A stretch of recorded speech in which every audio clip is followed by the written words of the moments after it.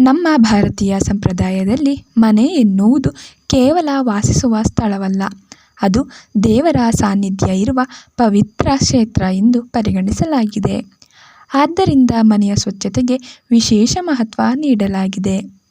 ಅದರಲ್ಲೂ ಪ್ರತಿದಿನ ನೆಲ ಒರೆಸುವುದು ಕೇವಲ ಶುಚಿತ್ವಕ್ಕಾಗಿ ಮಾತ್ರವಲ್ಲ, ಧನ, ಧಾನ್ಯ, ಆರೋಗ್ಯ ಮತ್ತು ಶಾಂತಿ ನೆಲೆಸಲಿ ಎಂಬ ಆಶಯದಿಂದ ಮಾಡುವ ಕಾರ್ಯವೆಂದು ಹಿರಿಯರು ಹೇಳುತ್ತಿದ್ದರು. ಹಿರಿಯರು ಮನೆ ಸ್ವಚ್ಛವಾಗಿದ್ದರೆ ಲಕ್ಷ್ಮೀದೇವಿ ಸಂತೋಷದಿಂದ ನೆಲೆಸುತ್ತಾಳೆ ಎಂದು ಹೇಳುತ್ತಿದ್ದರು. ಅದೇ ಕಾರಣಕ್ಕೆ ನೆಲ ಒರೆಸುವಾಗ ಕೆಲವು ನಿಯಮಗಳನ್ನು ಪಾಲಿಸಬೇಕು ಎಂಬ ನಂಬಿಕೆ ನಮ್ಮ ಸಂಸ್ಕೃತಿಯಲ್ಲಿ ಕಂಡುಬರುತ್ತದೆ. ಈ ಲೇಖನದಲ್ಲಿ ಅಥವಾ ಸಾಂಪ್ರದಾಯಿಕ ನಂಬಿಕೆಗಳ ಮತ್ತು ಆಚರಣೆಗಳನ್ನು ತಿಳಿದುಕೊಳ್ಳೋಣ. 1. ಸೂರ್ಯೋದಯಕ್ಕೂ ಮುನ್ನ ಅಥವಾ ಬೆಳಗ್ಗೆ ನೆಲ ಒರೆಸುವುದು ಉತ್ತಮ. ನಮ್ಮ ಸಂಪ್ರದಾಯದಲ್ಲಿ ಬೆಳಗ್ಗೆ ಬೇಗ ಎದ್ದು ಮನೆ ಸ್ವಚ್ಛಗೊಳಿಸುವುದು ಶುಭಕರ ಎಂದು ನಂಬಲಾಗಿದೆ. ಬೆಳಗಿನ ಸ್ವಚ್ಛತೆ ಮನೆಯಲ್ಲಿ ಸಕಾರಾತ್ಮಕ ಶಕ್ತಿಯನ್ನು ಹೆಚ್ಚಿಸುತ್ತದೆ ಎಂದು ಹಿರಿಯರು ಹೇಳುತ್ತಿದ್ದರು. ತಡವಾಗಿ ಮನೆ ಒರೆಸುವುದಕ್ಕಿಂತ ಬೆಳಗಿನ ಸಮಯದಲ್ಲಿ ಸ್ವಚ್ಛಗೊಳಿಸುವುದು ಉತ್ತಮವೆಂದು ಪರಿಗಣಿಸಲಾಗಿದೆ. 2. ಸಂಜೆ ವೇಳೆ ನೆಲ ಒರೆಸುವುದನ್ನು ಸಾಧ್ಯವಾದಷ್ಟು ತಪ್ಪಿಸಿ. ಸಂಜೆ ದೀಪ ಹಚ್ಚಿದ ನಂತರ ಮನೆ ಒರೆಸುವುದು ಅಥವಾ ಕಸವನ್ನು ಹೊರಗೆ ಹಾಕುವುದು ಶುಭವಲ್ಲ ಎಂಬ ನಂಬಿಕೆ ಇದೆ.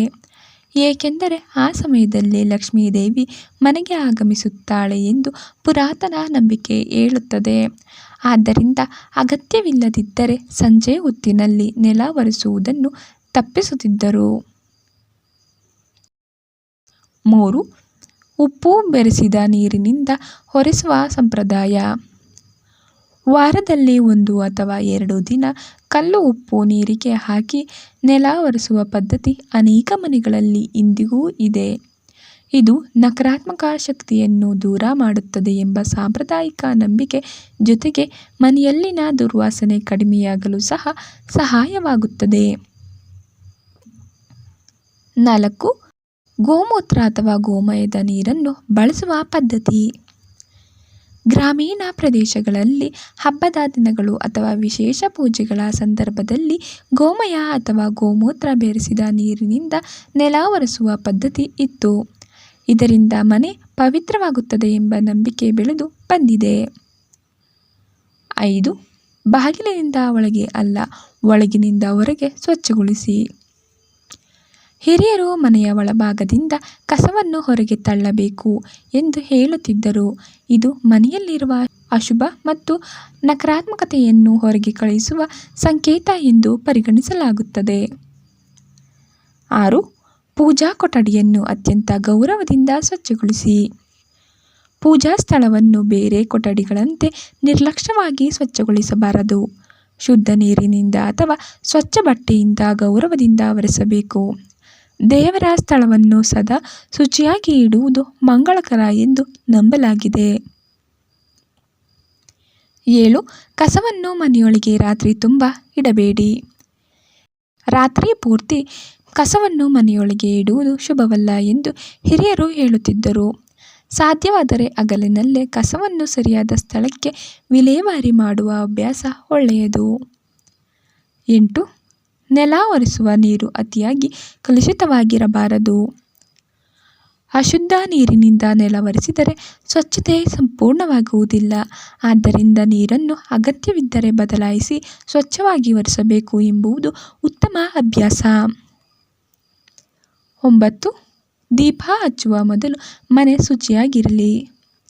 ಸಂಜೆಯ ದೀಪಾರಾಧನೆಗೆ ಮುನ್ನ ಮನೆ ಮತ್ತು ಮುಖ್ಯ ಬಾಗಿಲು ಸ್ವಚ್ಛವಾಗಿದ್ದರೆ ಶುಭ ಎಂದು ಸಂಪ್ರದಾಯ ಹೇಳುತ್ತದೆ. ಸ್ವಚ್ಛವಾದ ವಾತಾವರಣದಲ್ಲಿ ದೀಪ ಬೆಳಗುವುದು ದೇವರ ಆರಾಧನೆಗೆ ಮಂಗಳಕರವೆಂದು ನಂಬಲಾಗಿದೆ. 10. ಮುಖ್ಯ ಬಾಗಿಲಿನ ಸ್ವಚ್ಛತೆಗೆ ವಿಶೇಷ ಗಮನ ಕೊಡಿ. ಮುಖ್ಯ ಬಾಗಿಲು ಮನೆಯ ಮುಖದಂತಿದೆ. ಬಾಗಿಲಿನ ಮುಂದೆ ಕಸ, ಧೂಳು ಅಥವಾ ಅಸ್ತವ್ಯಸ್ತತೆ ಇರದಂತೆ ನೋಡಿಕೊಳ್ಳಬೇಕು. ಅನೇಕ ಮನೆಗಳಲ್ಲಿ ಬೆಳಗ್ಗೆ ಬಾಗಿಲು ಒರೆಸಿ ರಂಗೋಲಿ ಹಾಕುವ ಪದ್ಧತಿ ಇದೇ ಕಾರಣದಿಂದ ಬಂದಿದೆ. ಕೊನೆಯದಾಗಿ ಹೇಳುವುದಾದರೆ ನೆಲ ಒರೆಸುವ ಕುರಿತು ಇರುವ ಈ ಎಲ್ಲ ನಿಯಮಗಳು ನಮ್ಮ ಪೂರ್ವಜರ ಸಾಂಪ್ರದಾಯಿಕ ನಂಬಿಕೆಗಳು ಮತ್ತು ಆಚರಣೆಗಳ ಭಾಗವಾಗಿದೆ. ಇವುಗಳಲ್ಲಿ ಹಲವಾರು ಶುಚಿತ್ವ, ಶಿಸ್ತು ಮತ್ತು ಉತ್ತಮ ಜೀವನಶೈಲಿಯನ್ನು ಉತ್ತೇಜಿಸುವ ಅಭ್ಯಾಸಗಳಾಗಿವೆ. ಇಂತಹ ಸಂಪ್ರದಾಯಗಳನ್ನು ಗೌರವದಿಂದ ಪಾಲಿಸುವುದರ ಜೊತೆಗೆ ವೈಜ್ಞಾನಿಕ ಸ್ವಚ್ಛತೆ ಮತ್ತು ಆರೋಗ್ಯಕರ ಅಭ್ಯಾಸಗಳನ್ನು ಅನುಸರಿಸುವುದು ಉತ್ತಮ. ಸ್ವಚ್ಛವಾದ ಮನೆ, ಶಾಂತಿಯುತ ಮನಸ್ಸು ಮತ್ತು ಪರಸ್ಪರ ಪ್ರೀತಿ ಇರುವ ಕುಟುಂಬವೇ ನಿಜವಾದ ಸಮೃದ್ಧಿಯ ಸಂಕೇತವೆಂದು ನಮ್ಮ ಸಂಸ್ಕೃತಿ ಸಾರುತ್ತದೆ. ಇದಿಷ್ಟು ಈ ವಿಡಿಯೋದ ಮಾಹಿತಿ.